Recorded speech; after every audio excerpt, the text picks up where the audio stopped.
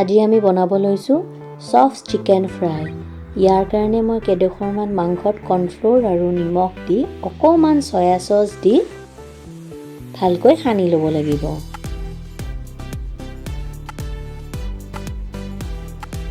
এতিয়া ইয়াত নহৰু অকণমান দি আকৌ সানি ল'লোঁ। এতিয়া ডাঙৰ ডাঙৰকৈ কাটি লোৱা কেপচিকাম আৰু পিঁয়াজখিনি ৰেডি কৰি ল'লোঁ।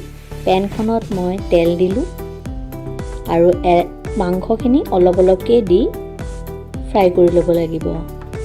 মাংসখিনি দুইফালটো ধুনীয়াকৈ ভাজি ল'ব লাগিব।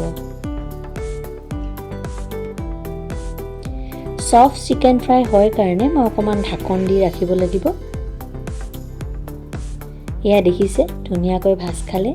এই তেলতে মই কেপচিকাম আৰু পিঁয়াজ আৰু নিমখ দি ভালকৈ লৰাই লৈছোঁ। আৰু মই কেইডোখৰমান কেপচিকাম এনেকৈ এডাল ষ্টিকত অকণমান পুৰি লৈছোঁ।